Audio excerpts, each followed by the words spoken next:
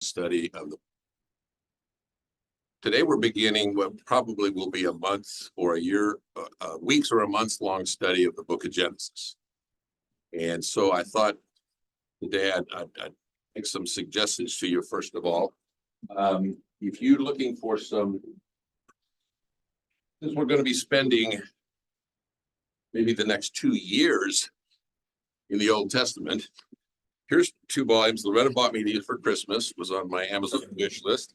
The Andrews Bible Commentary. This is relatively new. It's only been out the last few years. Andrews Bible Commentary. This is the Old Testament, so it's not huge.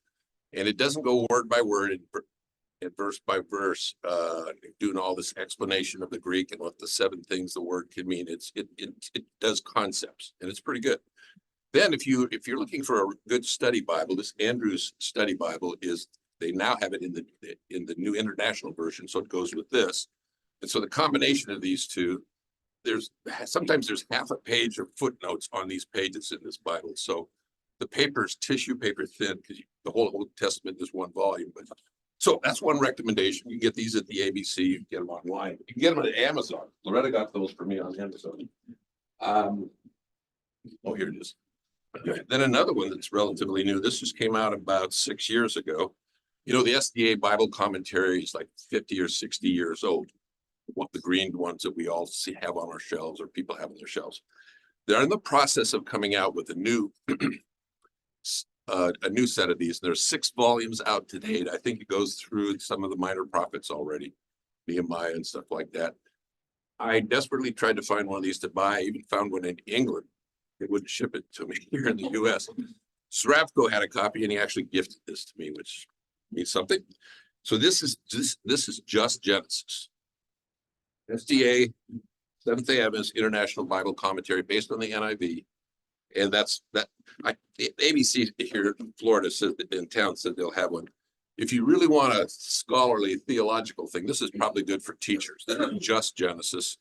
Well written. I'm going to actually use some paragraphs out of that this morning in the lesson. But those are some resources that I would recommend. If you'd like, I can send Amazon links out to the class. Okay, let's get started. I did something really unusual the last week or 10 days. I had this idea, why don't I ask ChatGPT for some ideas? I'd heard so much about it. So I typed in ChatGPT, I'm teaching a lesson on Genesis 1 and 2. What are some of the things that I should emphasize? And man, just like that, it started typing. If you've used ChatGPT, it is amazing. Within milliseconds, it started typing, and it took 15 seconds to produce that. 15 seconds. And it's actually pretty good. So here's the 10 things ChatGPT says I should emphasize today in teaching this class. Number 1, the literal versus allegorical interpretation. Number 2, the nature of God. The nature of God. We're going to talk about that. Humanity's role and responsibility. We're going to touch on that briefly. The Sabbath. Genesis 2:1-3 introduces the concept of Sabbath, highlighting the importance of rest and the rhythm of work and worship in human existence. Pretty good for a computer, huh? Marriage and companionship. We're not going to do that because there's too much in there. Garden of Eden, only passing reference. Theological themes. Consider broader theological themes that emerge from these chapters, such as the goodness of creation, the problem of sin, and the consequence and promise of redemption and the hope of restoration. Number 9, cultural and historical context. I want to talk about that. I think that's important in understanding this passage. And then finally, the relevance to contemporary life. When we walk out of here in an hour, what are we going to take away from this study? I thought that was pretty good. Or computer. Put it on your computer to take the place of the teacher. Well, you can cover those 10 points pretty fast, couldn't you? All right, let's jump in. A little bit of an overview. Most of the commentators I read, and I probably read 7, 8, 9 commentaries in the last 3 weeks. Some online, some of those that I showed you. Divides Genesis into 2 parts. The primeval history on the left and the patriarchal history on the right. text is kind of small to read. I made it as big as I could for the screen. The primeval history is about 4 major events. Creation, we're going to cover that today. The fall, we're going to cover that 2 weeks. The flood, I don't know how many weeks it'll be before we get there. We're going to talk about the flood. And then nations, that's the Tower of Babel, confusing the languages and the spreading of people out to form nations around the world. Then the second part of Genesis is the patriarchal history on the right. And 4 patriarchs there, Abraham, Isaac, Jacob, and Joseph. Huge chunks of the Bible are devoted. Look at that, 13 chapters on Abraham, 13 chapters on Joseph. Math quick in my head. On Jacob, and 2 chapters on Isaac.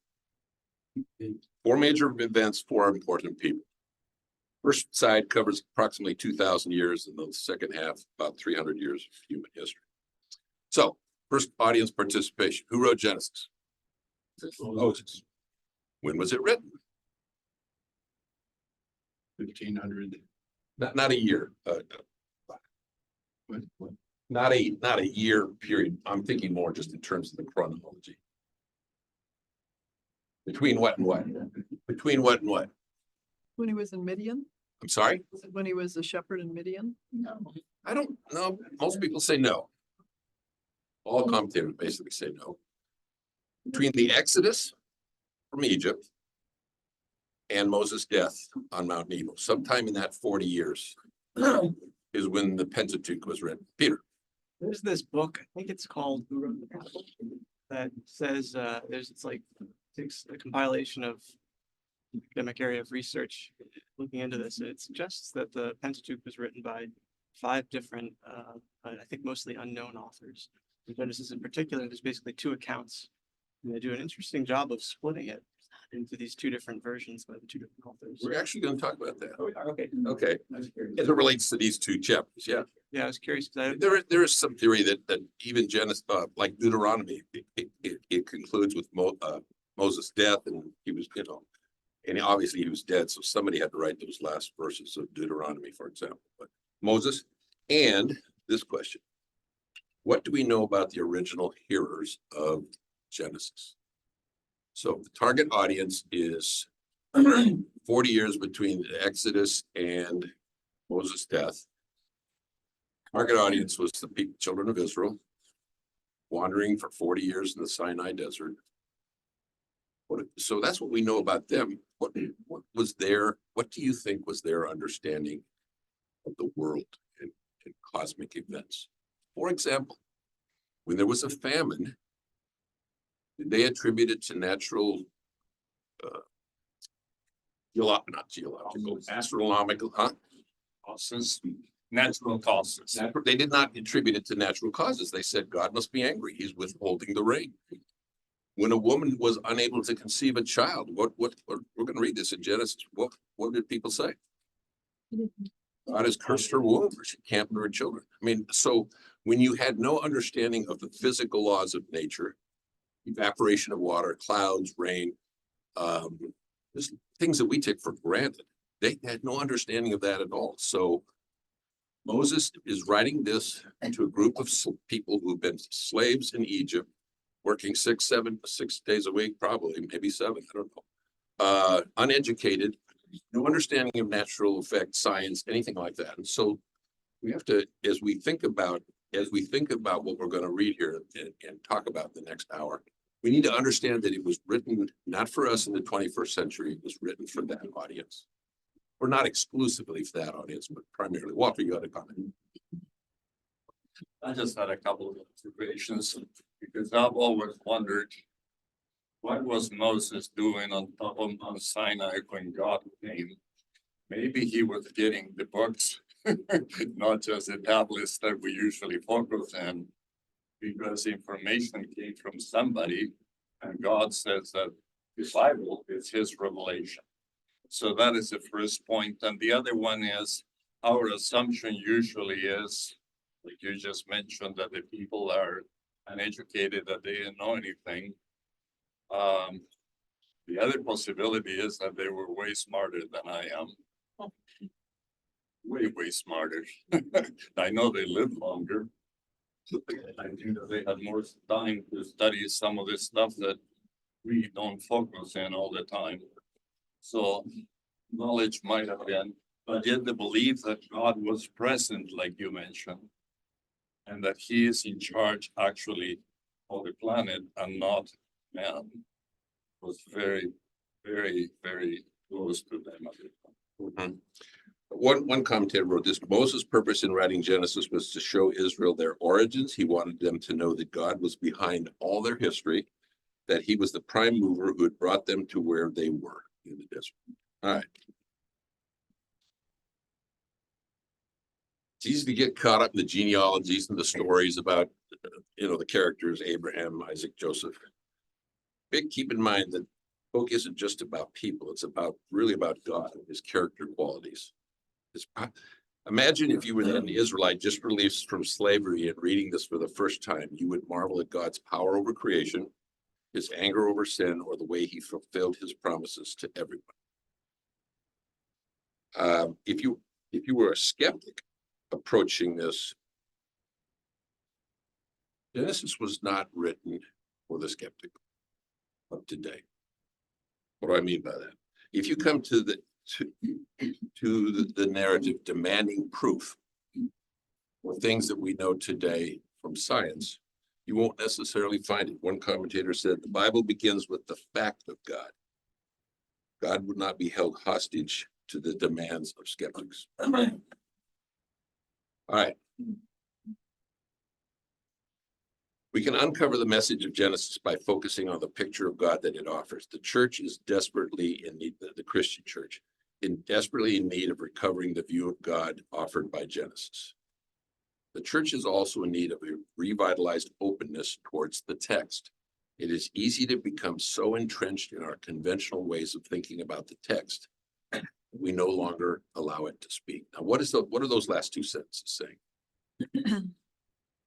Don't come to the Bible with preconceived ideas. Let the text speak.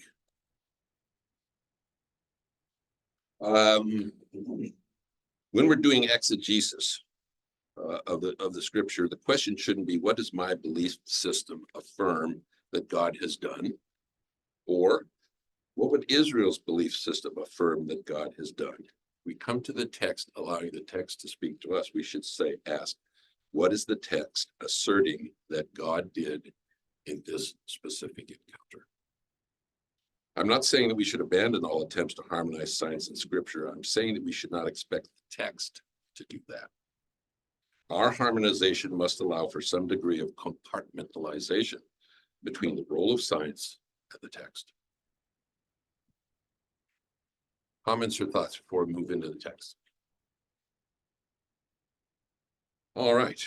Loran, as I listened to you and as I read this,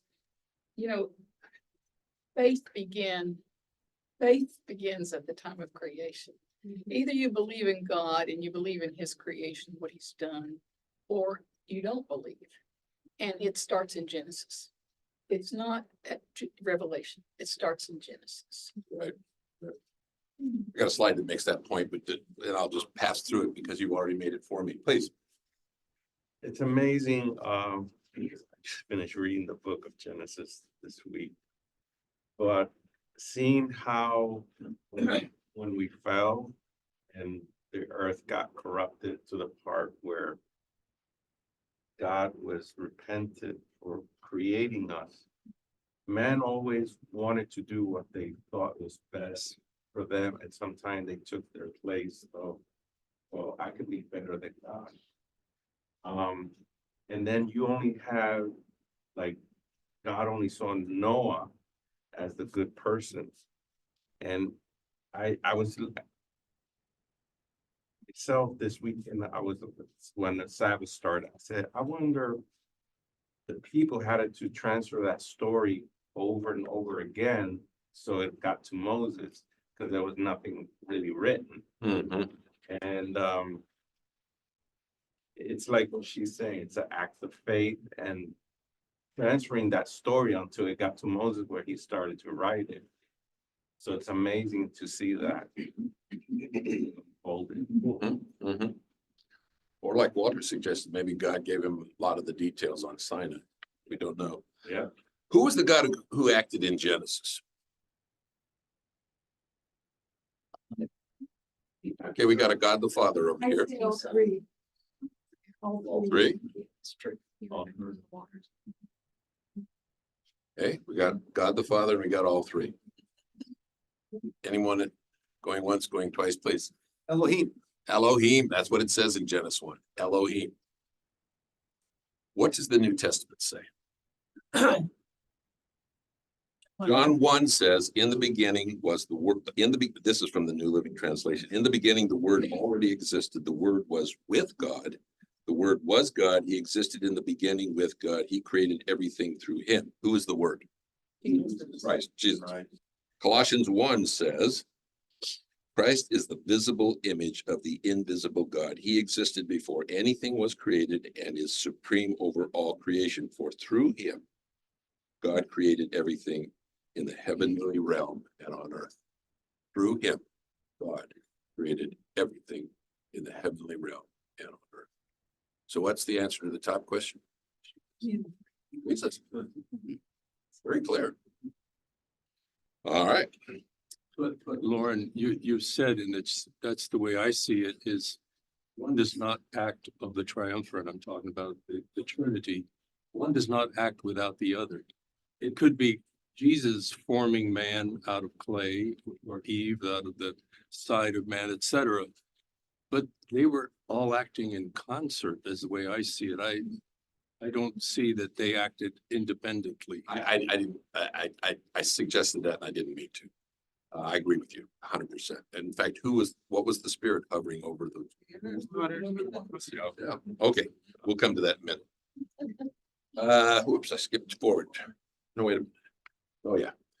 So I sent you this week a version of creation story from the original hearer's version of the Bible. This was written by two people, one of which I know real well, the other I don't. This is the book, little book. One is Brian Bull. Brian was the chairman of the Department of Anatomy and Physiology in the School of Medicine in Loma Linda for decades. When I was in an administrative role in the School of Medicine, Brian was on the board of directors and I worked with him all the time. I know him well. The other is Fritz Guy, who's a professor of religion at La Sierra. And I think at one time was president of La Sierra University.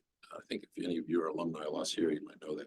Anyway, they wrote this book, and what this paragraph says, I'll just tell you what it says, is they decided they were going to go back to the original Hebrew and translate Hebrew into English without going through Greek, like some translation, Septuagint went from Hebrew to Greek to English, or the Vulgate, which went from Hebrew to Latin to English. This is translated directly from Hebrew into English. And they call it a retro translation, as it says there on the screen. They attempted to be as literal as possible. So if what I said a few minutes ago is we should allow the text to speak to us directly, then this is an attempt to go back to the original text as close as we can. Make sense? All right. And other texts with it. What, man? We need to compare other texts. Absolutely. Absolutely. Take one text and Absolutely. religion on it. Exactly. I read multiple versions this week, last 2 weeks. So here we go. A retro translation of Genesis. I'm not going to read this word for word, but I'm going to make some points. To begin with, God brought into existence the sky and the land. Now, as for the land, it was without, by the way, there's no verse markings in here, and the paragraphs are their attribution. The land was without form or function. This would be Genesis 2, verse 2. Darkness covered the water, and God's spirit hovered over the surface of the abyss. God said, let there be light. God saw that it functioned well, separated the light from the darkness, called the dark light day and the darkness night. There was one evening, one dawning, and one creation day. This is kind of, commentators have said Genesis 1 is kind of written like a hymn with stanzas. So this would be like stanza 1. God said, let there be a vault within the water and let it separate the water. And what does the King James say instead of vault? Firmament. And the NIV says vault. These guys, Fritz and Brian called it vault. The New Living Translation says, let there be a separation within the water. God made the vault, separated the water from the vault or the sky. He called it sky. There was a second creation day. God said, let the water beneath the sky be collected into one place. We have dry land, we have water. He called the land sea. And the land and the collected water sea functioned well, created plants, seed bearing, produced vegetation, and God saw that it functioned well. There was evening and dawning and a third day. See how this kind of has a stanza kind of sense to it. What do more other versions say? God saw that it was good. That's what we're used to. Good. Functioning well. When we got involved with installing electronic medical records at Advent Health, when I was there as chief medical officer, I learned something from my colleague, the chief medical officer. He taught me the term FAD, functioning as designed. Brian's a computer science. FAD, functioned as designed. A lot of things in computers don't always function as designed. God said, let there be lights in the vaults of the sky to distinguish the night from the day. Let them function as signs for designated times, for days, for years. Greater light was the sun, lesser light was the moon. And he also created the stars to separate the light from the darkness. So there was light on day one, but we're now in day 4. So the light on day 1 was not the sun. What was the light on day 1? We do not know. Text doesn't tell us, does it? What do you think it might be? God's presence. God's presence. That's what I believe. All right, let's go to the 5th day. God said, let the waters produce lots of living creatures. There'd be whales, fish, starfish, all kinds of stuff, and birds that fly across the face of the vault. The great sea monsters, the NIV and other translations say sea creatures into existence, all kinds of living, moving creatures, and all kinds of birds. And God saw that it functioned well, told them to be fruitful and multiply. Evening and dawning, a 5th creation day. God said, let the land produce all kinds of living creatures, domestic animals, crawling things, wild animals, and thus it came to be. God saw that it functioned well. The 6th day goes on several screens here. God said, let us make a human being in our image.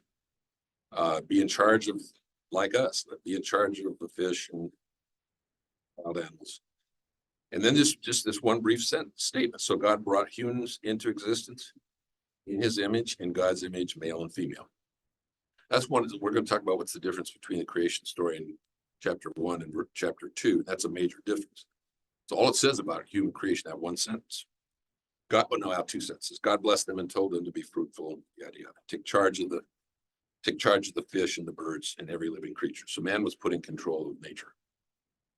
And God said, I don't think it was God's presence that made the light because they were creating. They didn't have to create God's light.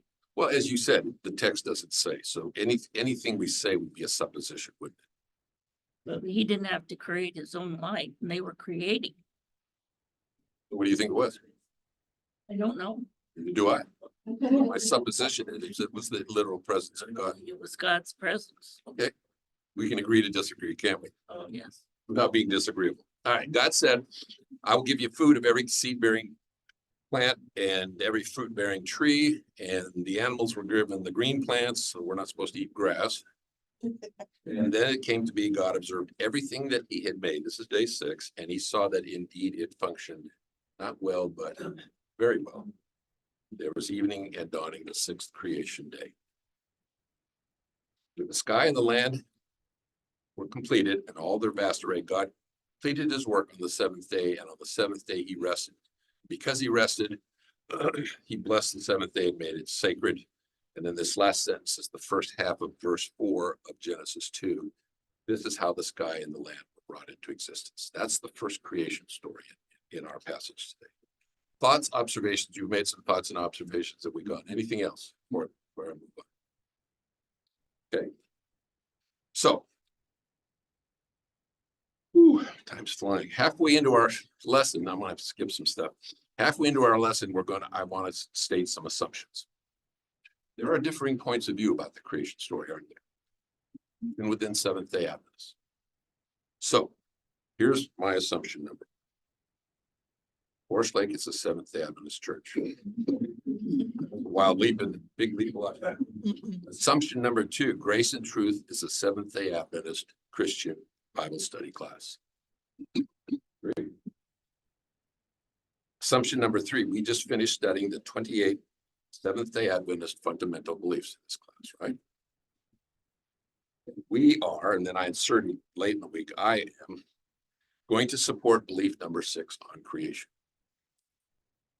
with some discussion about alternative points of view, just for the sake of acknowledging them. Okay, everybody good with that? Anyone want to take issue with me over those 4 assumptions? Yes, motherhood and apple pie. All right, belief number 6. We studied this size taught this lesson, but the text in blue is really, I should have just put that up there. It's such a busy slide. He created the universe, and in a recent 6-day creation, the Lord made the heavens and the earth, the sea, and all that in them is, and rested on the 7th day. Thus he established the Sabbath as a perpetual memorial for the work he performed and completed during the 6 literal days that, together with the Sabbath, constitute the same unit of time that we call a week today. And then the fast forwarding in the Pentateuch to Exodus 20, the 4th commandment, which we all know well. Verse 11 says, why do we worship on the Sabbath day? For in 6 days the Lord made the heavens, the earth, the sea, and everything that in them is, but rested on the seventh day. In Exodus 24, verse 12, to a point Walter made a while ago, then the Lord said to Moses, come up to me on the mountain. Stay there, and I will give you the tablets of stone on which I have inscribed instructions, commands for you to teach the people. So the 10 commandments, of which there's number 4 on the screen, were inscribed into tablets of stone. And Walter may be right, maybe was not, but he came down, smashed the tablets. It's got to be kept. Whose finger wrote the 4th commandment on the tablet of stone? The first time. God's finger. Who's God? God the Father, God the Son. I think it's Elohim, there you go. You got me out of a jam all the time. I think it was Jesus. I think that Jesus, the God of the Old Testament, was Jesus. And I have got a verse to prove it here in a minute. To help support that.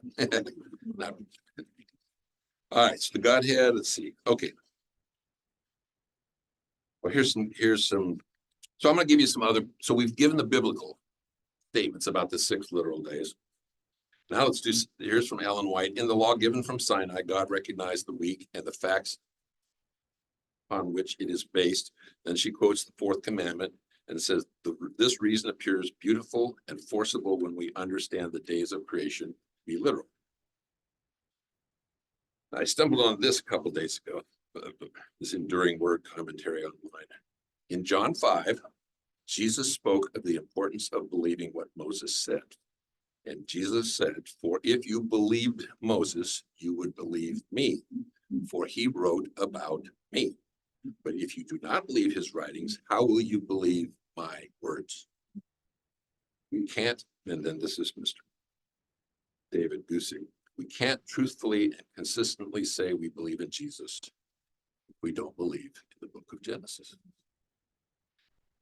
How's that sit with you? That's a puzzle. Walter, help you. I have a couple of observations. We keep thinking that this is our stuff. The Bible says that I get faith from God's overflowing bucket as a gift. But it also tells me that he gives me the will, which is the enforcement side of things, to actually apply the faith that God has given me to believe this. Mm-hmm. Going back to the creation story, because in one of the quotes there, it says that recently God created the heavens and the earth. That was from the fundamental belief. Right. I understand that. But what I'm saying is that something must have happened in heaven to the extent that God needed planet Earth and a direction, because planet Earth originally was assigned to be the eternal throne of God from the very beginning. is not an event that is happening in Revelation at the end of time. It was always a plan. So something must have happened.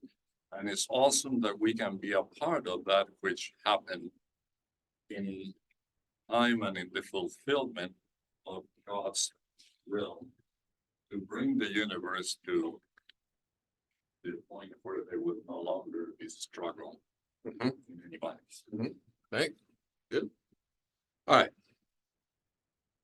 And then I found this quote, and this is the approach I'm taking. We will therefore come to the book of Genesis as divine revelation. We will endeavor to interpret the book literally in what the text says, in the light of culture and the customs of its day. We're still in the introduction. Yeah. You're gonna have to teach it twice.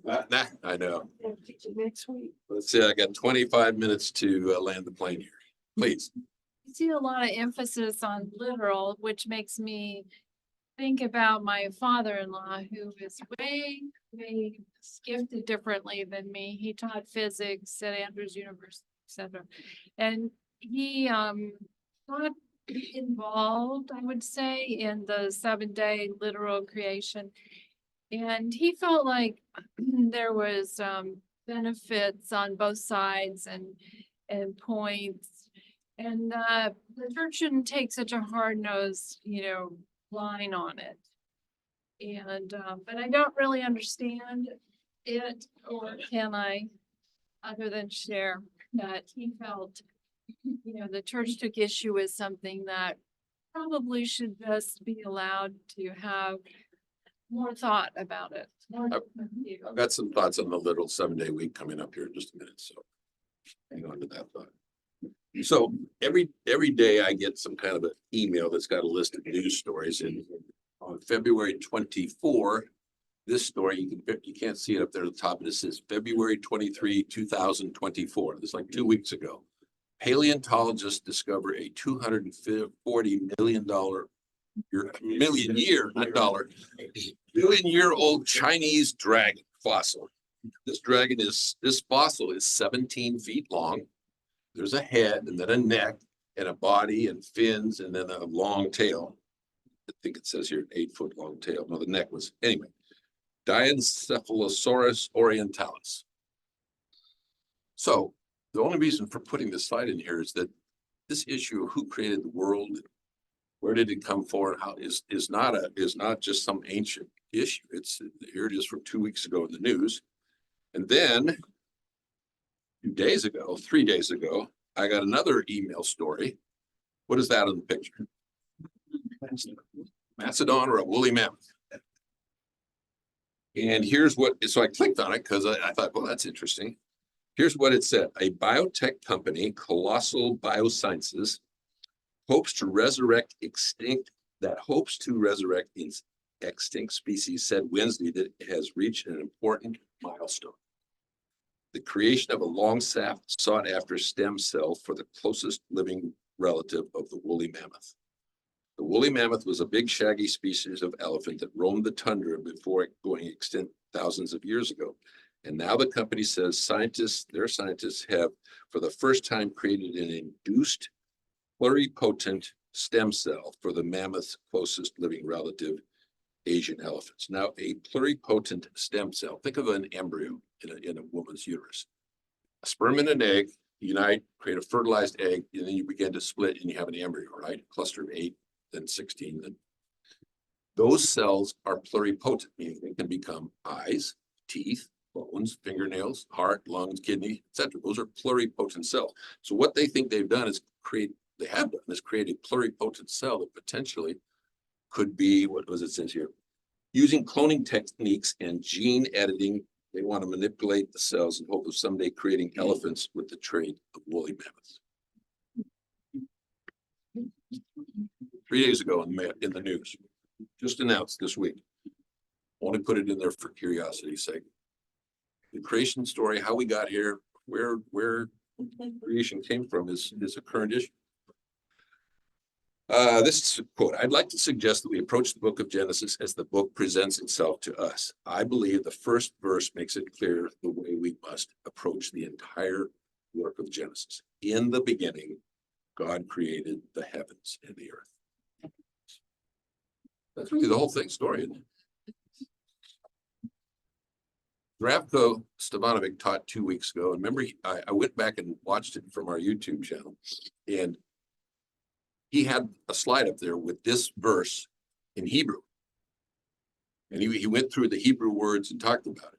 So in Hebrew, the very first word of this sentence is not in, it's a word, and he had it there, but I that Hebrew language looks really hard to.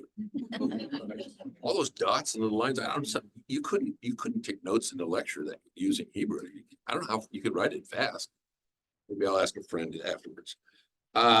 So Zdravko says the statement is qualitative, not quantitative. I'm not sure what he meant by that. I wasn't here to question him. How to translate the first word in Hebrew? It could be translated, first of all, created the earth. Or he said, it could be translated, most importantly, God created the earth. Or if it was a headline in a newspaper, he said, you are in a world created by God.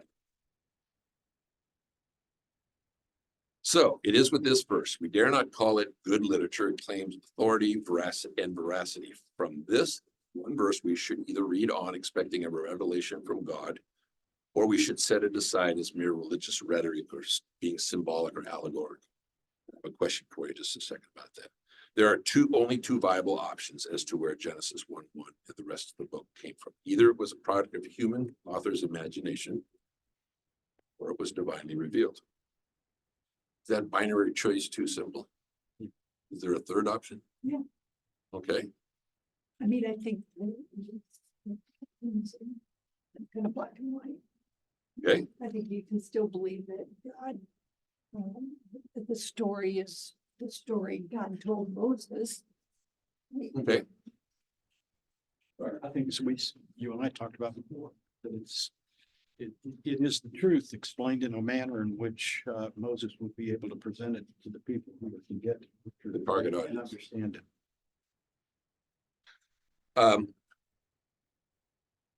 Ignore the Romans quote, but I should have left it off. The issue of creation is ultimately not one of facts, but of faith. It was to Carlene's point a few minutes ago. Is that too simplistic of a? Oh, please, the question. Oh, yes, ma'am. It's a comment about the third day of creation. The third day of creation. Okay. Yes, I read that scientists today believe that when God believed that Earth used to be one large landmass, not broken up into continents and islands and rocks. And they believe that that came about, the landmass being broken up came about because of intense heat in the core of the earth. But Bible scholars believe that it was the flood that broke it up because the water descended from above and it ascended from below when the fountains of the earth were broken up. So Bible scholars believe that it used to be one large land mass, just as it states in Genesis 1, when God says, let the seas be gathered together and let the land appear. So scientists believe it used to be one large land mass. I have something in about 2 or 3 minutes that's going to touch on that. So we'll keep that thought. We're going to come back to it. Boy, time is just flying. So here's we're at it right. So this is the New Living Translation, not the original Hearer's Version. The earth was formless and empty, and darkness covered the deep waters, and the Spirit of God was hovering over the surface. So what do we believe that first sentence of verse 2 means?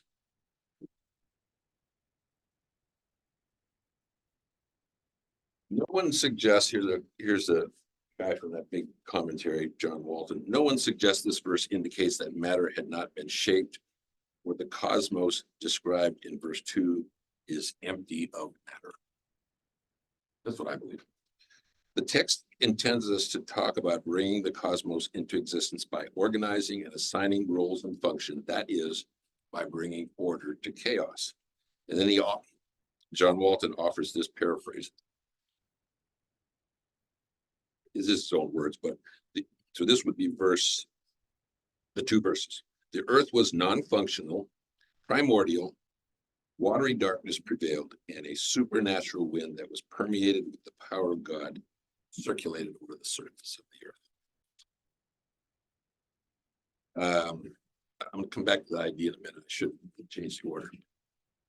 Breck and Linda and Loretta and I went out to eat recently. I said, man, I'm struggling with this lesson. And we had this interesting conversation about time. And John Walton in his commissary, time as humanity understands it began with Genesis 1. Time as humanity understands it began with Genesis 1. Time as it relates to God is it's been forever. That's something we have a hard time wrapping our human minds around. Secondly, on day one, God created time. This is the first of the functions God will use to bring order to the chaos, orderly and regular sequence of time. So where do these time units that we think of come from? There's an Earth-based time unit. The amount of time it takes the Earth to rotate on its axis once is how long? 24 hours, and we call that a day. Oops. There's a moon-based one. The amount of time it takes the moon to orbit the Earth. 28 days plus or minus minutes and seconds. There's a sun-based unit of time, the amount of time that it takes for the Earth to revolve around the sun. 365 days plus or minus a few seconds that we corrected last week with leap year, right? Leap year. All right. Where did the 7-day week come The Bible was one. Well, I Googled it. I put that very sentence in Google. I should have put it in ChatGPT, but I didn't Google. And I found this from Britannica Encyclopedia. The week is a period of 7 days, a unit of time artificially derived with no astronomical basis, no physical basis. The week's origin is generally associated with the ancient Jews and biblical account of creation, according to which God labored for 6 days and rested on the seventh day. Now, it went on to give other alternatives. For example, this from astronomy.com. The Babylonians divided their lunar. This is too complicated. It says a month was too hard to wrap your head around. It was 28 days. A lunar month is 28 days. I think there's 13 lunar months in a year, right? I'm not sure about that. I should have looked. In any event, this is an art contrived explanation. They couldn't wrap their head around 28 days, so they divided into 4 and said there's seven days in a month, 4 7-day periods, and they call that a week. Obviously, as Christians, we believe the top explanation, right? Ellen White, like the Sabbath, the week originated at creation. It has been preserved and brought down to us through biblical history. 6 days were employed in the work of creation. Upon the seventh day, God rested, and he blessed this day and set it apart. Any questions about that? Tracking with that? This was a brand new thought to me. I have read this how many dozens of times in my life and never noticed, when you read 7, 8 commentaries, you kind of find this stuff. Never noticed that there's quite a difference between the account in Genesis 1 to 2, verse 4, first half. And here are some of the differences. In the first account, the name for God is Elohim. In Genesis 2:4, second half of the verse to the end of Genesis 2, the name of God is different. And I talked to Zdravko after class last time I was here when he taught, and I asked him about this. Explain this to me. And the name for God is Yahweh Elohim. Later, sometimes they use the word, he told me, Adonai. So the name for God is different in these 2 accounts. Not sure what that means, but it is different. Another thing, the Genesis 1 account that we went through is arranged in the literature like stanzas to a hymn. The part we're going to talk about now for a minute is arranged like narrative. You saw the cadence of God said it was good, first day. God said it was good, second day. This is different. And the order of the chronology of events in Genesis 2 is different. Let's see, what are some of the other differences? We already pointed out that we only had one verse to explain where mankind came from in Genesis 1. It's one of the main functions of Genesis 2 is to explain how God was involved. The other thing Professor Bonavik told me is God of Genesis 1 is Elohim is more of a distant God. God touched things that he created, spoke them into existence. God said, I'm going to do this, and it was. In Genesis 2, God's here on earth. He's scooping up dust, breathing into it the breath of life, creating man. So we have a distant God in Genesis 1 and intimately involved relational God in the Genesis 2 story. We have the creation of the garden, of Eden, which we wouldn't have. In Genesis 1, man's told to rule over the creatures. In Genesis 2, he's told to name the creatures. In Genesis 2, we get the notion of the two trees, the tree of life, the tree of knowledge of good and evil. We have much more detail about the creation of woman. They just didn't appear, took a rib out, gave Adam anesthesia, and took out a rib and created woman. All right. So they're different. So the preponderance of thought is that it's just almost a retelling with much more detail. And it could be that they were written with some time in between. Don't know that. Just a supposition. We talked about the oral tradition, how this was passed down before there was a written record. So when you're writing, he easily could have started his book with, you said this was a hymn. The hymn as an introduction, and a hymn with its rhythms and things like that, which would help to transmit the information orally in a way that could be memorized, that he could put that at the beginning, and that's not going to have all the detail and asides and things like that. So that could just be the introduction to the book. It's a lovely explanation. I actually like that a lot. Thank you. All right. 3 popular theories held by evangelicals regarding creation. One is the recreation or gap theory. I'm just going to go through these and I'm going to ask you which one makes the most sense to you. As a result of there are theologians that believe when Satan was expelled from heaven, he was sent to the earth. The earth existed then, that the earth became sinful, disorganized, and chaotic as a result of Satan's presence. I'm not saying I believe this, I'm just telling you the theory.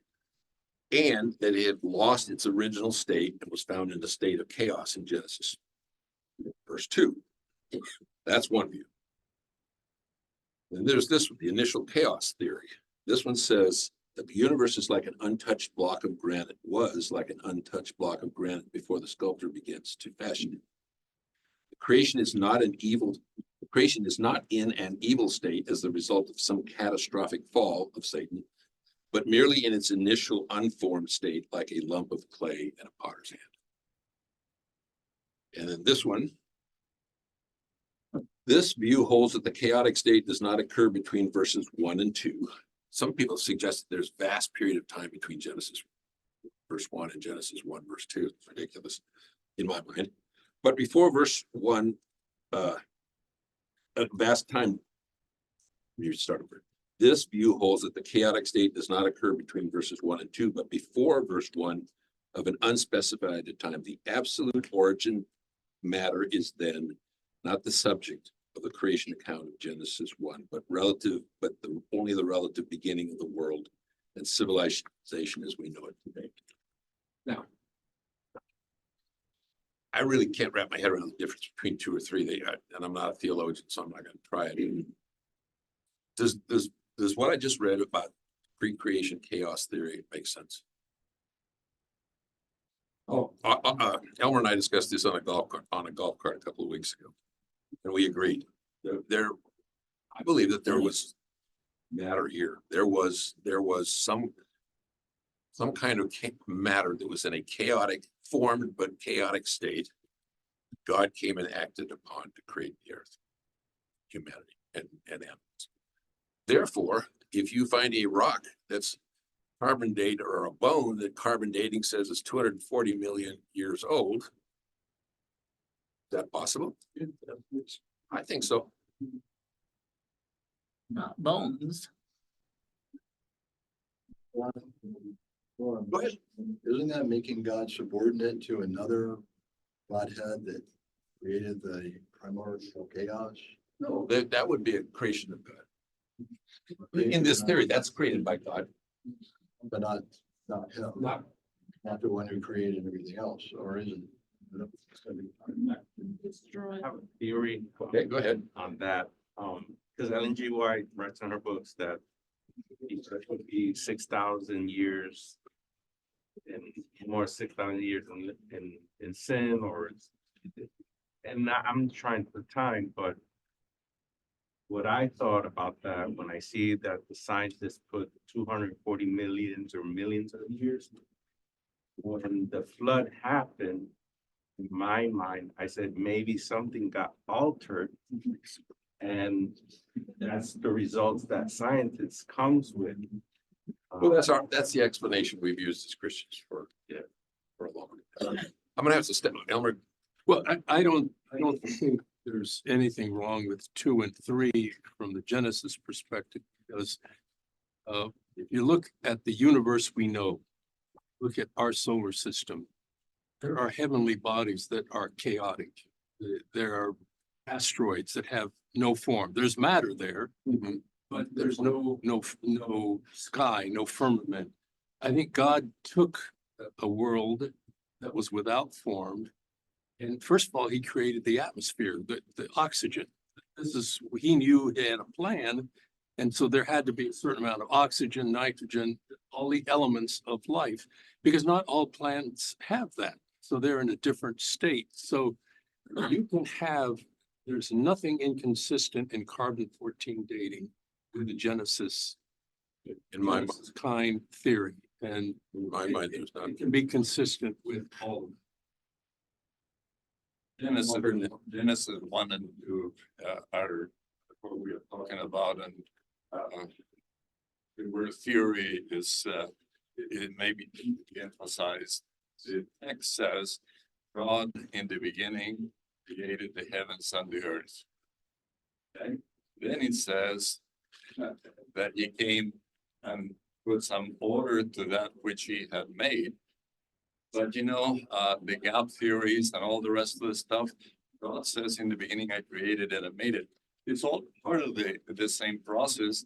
When we are building something, the first thing that we do is level things off. You're going to build a house and then you put a foundation up. So it's part of the process, and we are trying to go back and say, well, there was a gap in the writing.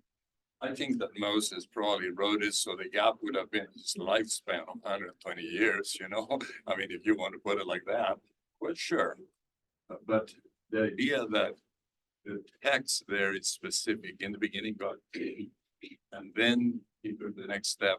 In Genesis 2, he comes and tells us even that he formed the animals in the same way that he formed you and I. So, is that a different story?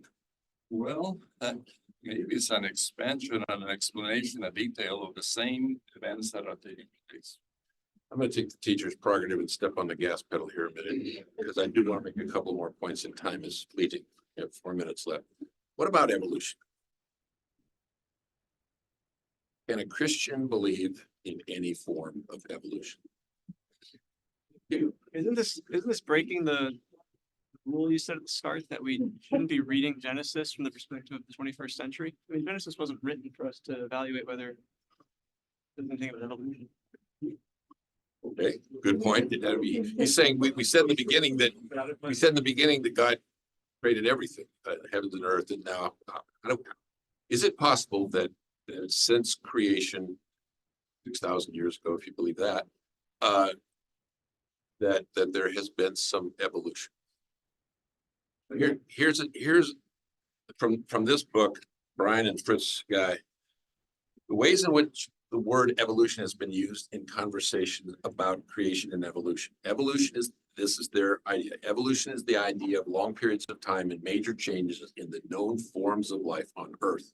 A carbon atom and a hydrogen atom and an oxygen atom getting together, forming an organic molecule, and that formed a cell that formed it. That's evolution, right? Darwinism. Well, hang on a second. This idea, what Fritz and Guy are, Brian and friends are proposing, this idea involves the descent with modifications.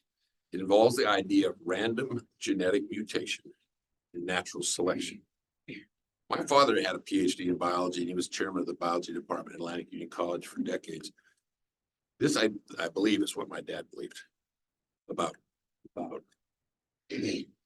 evolution. Has there been evolution? How did, go ahead, Rick is troubled. Well, I mean, this is me. So in looking at science today, there has been no one who has been able to explain the moment of creation of life. It hasn't been duplicated in a laboratory, and no one has been able to articulate a theories, comets, all kinds of things, right? So the notion, when you put the two together, of how it starts is different than how it evolves. In other words, God created a state. He also created all the other physical laws that govern how the state evolves in that sense. So one of the part of his creation, everything evolves.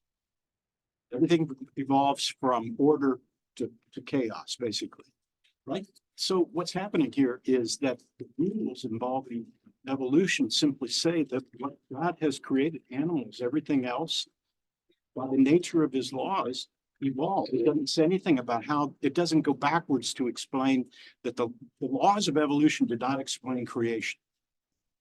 Correct. That's it. Correct. And that's important. And you can't put the two together. Well, I also think, like you said, that evolution is, as we're discussing it, is a specific theory. And what we may be talking about, a lot of people carelessly talk about, is really adaptation, not necessarily evolution, but the words by non-scientists or just us when we're carelessly conversing, we use interchangeably. And in the context in which you're using evolution, I think that's different than adaptation. You don't agree? No, I heard everything you said and I do agree. I agree 100%. We only have 1 minute left. No, we don't have any minutes left and I got to land the plane. So, I'm going to talk about this. Here's the runway. By the way, did you see that? The plane that took off yesterday, the tire fell off. Yeah. Talking about, and another one in Houston ran off, the pilot steered it into the grass. Don't do that here. Yeah, we're Airbus. fly Airbus. Okay, summary and concluding thoughts. I found this paragraph and I think it does a beautiful job, so I'm going to read it to you. Overall, Genesis 1 and 2 provide foundational accounts of the origins of the world, humanity, and the relationship between God and his creation. They emphasize God's role as the sovereign creator, the goodness of creation, humanity's special status as image bearers of God, and the importance of relationships and stewardship. These chapters set the stage for a broader narrative of the Bible, including so they are really foundations, set the stage for a broader narrative of the Bible, including the entrance of sin into the world, God's plan for redemption. That summarizes what we've talked about today really nicely. That's where I got that from. Which commentary did I get that from? ChatGPT, with that, when I asked them for what things should I emphasize in class today, I gave them that list of 10 things, and at the bottom was this paragraph, and I thought, wow, that does a beautiful job.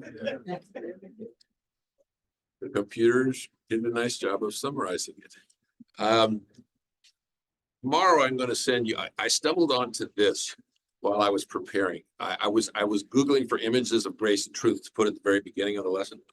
And this image came up and I thought, Grace and Truth Study Bible. So I Googled Grace and Truth Study Bible, and the Southern Baptist Theological Seminary has done a version like this, like our Andrews Bible Study Bible with the text with footnotes.